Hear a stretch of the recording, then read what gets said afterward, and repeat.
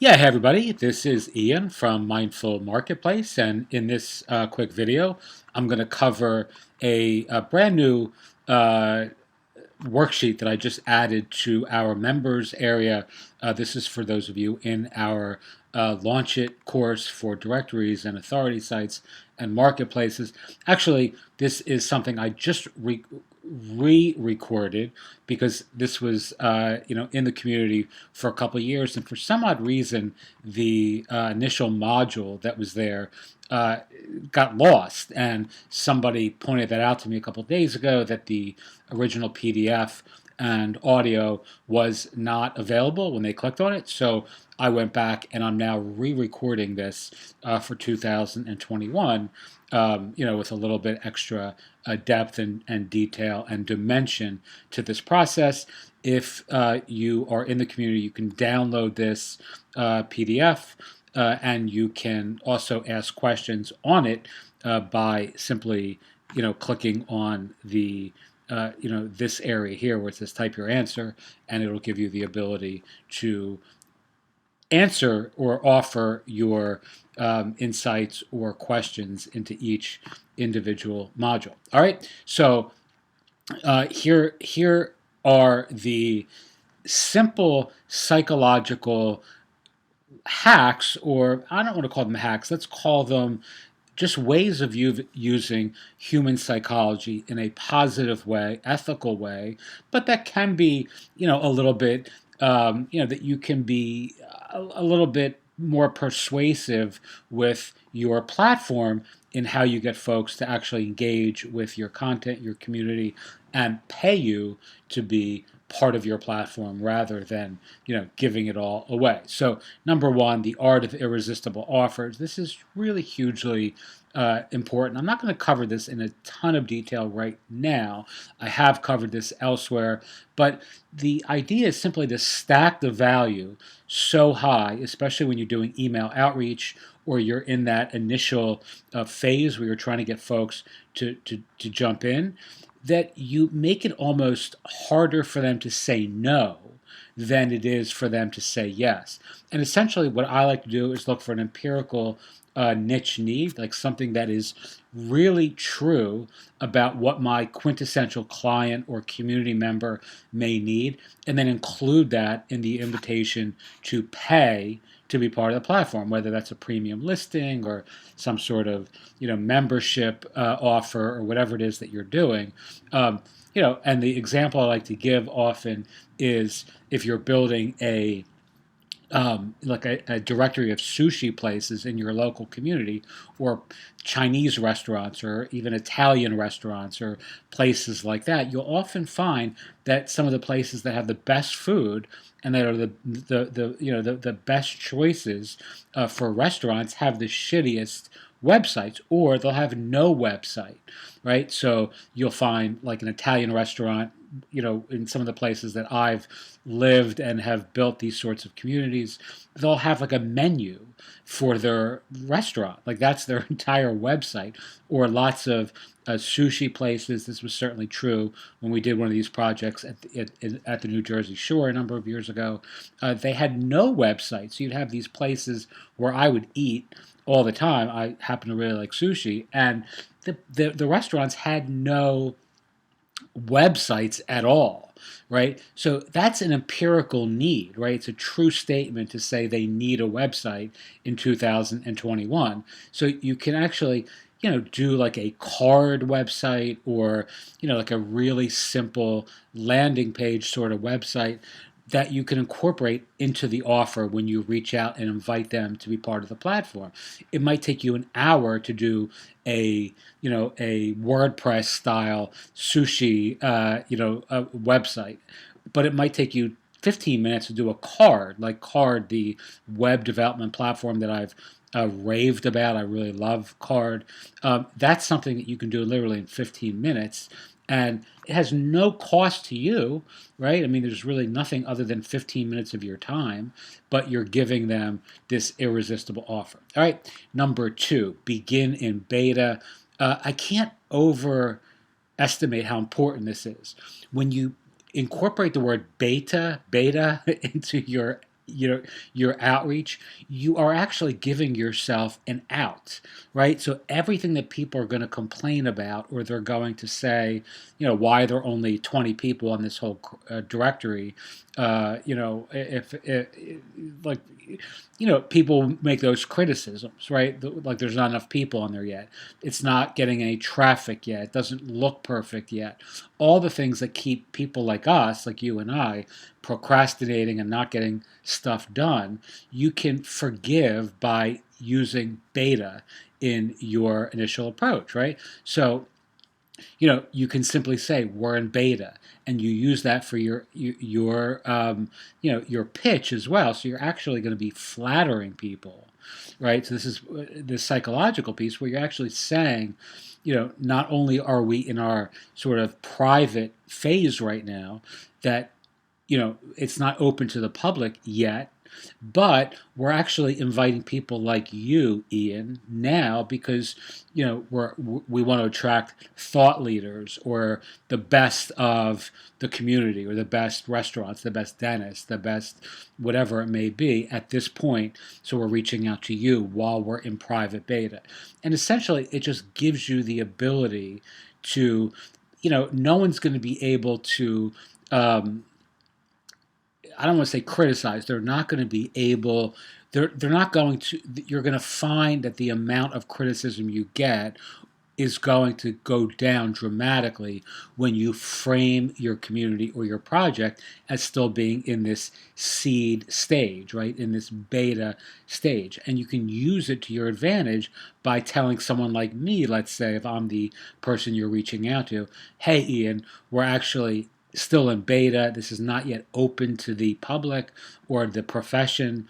But we did want to include people like yourself who we want to, get situated on our platform before we open up to everyone else.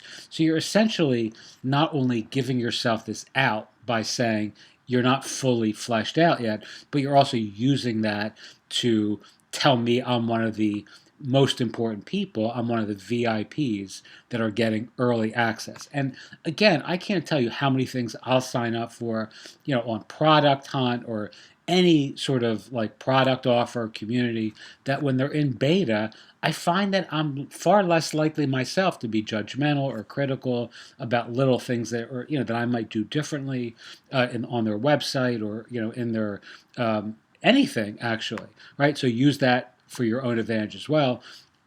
Do annual packages for premium listings, right? I can't say this over and over again. I've certainly harped on this quite a bit in our private community, but one of the mistakes that I made in the first couple of projects that I built, and I've covered this before, is getting all these people to pay month one to have premium listings, featured listings, priority of placement listings, where they would get, at the time I was using the Vantage theme, and there was like a little scroll bar at the top of the site that you could have profiles like scrolling on every, and I actually had someone customize it for me so that the rather than just the homepage having that, every single page of the site had this like featured profile, like hero spot, right? Where it was very easy to persuade people to be featured on the site because they were going to be seen on every page. But essentially what happened, because the site was so new when I did this, and I sold a lot of listings in the very first month, they weren't getting any traffic from me. They weren't getting any calls. They weren't getting clients. They weren't getting business from being part of our community because I didn't know what I was doing otherwise. And I was getting no real traffic other than the people themselves who I was inviting, right? So they would be, they would come and look at the site. They would come every day and browse the site. People I'd email would and invite would come look at the site. But that was it. Like there was no SEO or organic value. And so people were quitting like after month one really, really fast. And, and then I would spend all my time trying to keep them. And I've covered this elsewhere. I'm not going to say it again here. But, I had these whole conversations with people who would say, well, why do I want to keep paying for a premium listing when I'm not getting any business from you? So that's a pretty, it's a pretty dispiriting experience. So I've covered this elsewhere. I'm not going to do it again here, but charge people upfront for the year, right? And then just go back to number one and make irresistible offers. Like put so much value into that first year and into that upfront, cost that they're going to say yes, and you're not going to be on the clock right away. Like people aren't going to be thinking, you know, like on day 28, I'm canceling this, right? Think about yourself, like in your own business, how many things you'll pay for that aren't really working out, and you're already like right, like, or they're just not giving you a lot of value right away. You're already thinking, I'm going to cancel this after month one. Well, that's what people do on directories too. It's certainly happened to me. But when you pay for things in advance for a year, right, you're going to, and something again is in beta, right? And you have this irresistible offer, incorporated into it. You're much more likely to be patient, right? To say, well, I just paid $300 for this whole thing for the year, and I have 12 months to get value out of it rather than 30 days. Anyway, it's a psychological state of mind, but it's a simple distinction, but it's a significant one, and it's something that you really need to, I recommend everyone that I work with in any way to charge for the year. Okay, this is so important. Seed the site in a smart way, right? Be smart, strategic, and skillful when you seed the site. For an example, the very first site I created for this sort of community, again, I know I've covered this for those who've seen this before, was a psychic medium site, and I added all the famous psychic mediums from TV. Again, in parentheses, I'm agnostic about psychic abilities. I'm not endorsing them here. But people who are on TV were the first people that I added. I seeded the site, right? So I'd add people like John Edward and Teresa Caputo and all these famous TV mediums, in quotes. And then I'd go and invite other people to be part of the site when I did the email outreach. And what would happen was those people who were like in the lower tier, they weren't as famous, right, as the real famous psychics on TV, they would be really excited about the prospect of having been invited to be part of a site with all these other famous people, right? And then they would go on Facebook and tell all their friends and family they just got invited to be part of this platform, or they were just added to this platform. And no one ever said something like, "I've paid to be part of this platform," but they did, right? They were paying to be part of the platform, and yet just because the site was seeded, had the initial listings added with people who were really well known, this gave me the benefit of having all these other folks excited and motivated to want to also be part of our community. Okay, this is something, number four, that I've covered in some older content. I haven't really talked about this in the last year or so, but using like product placements to sort of encourage your free members to pay to be part of your platform. So if you're really interested in featured listings or priority listings or um,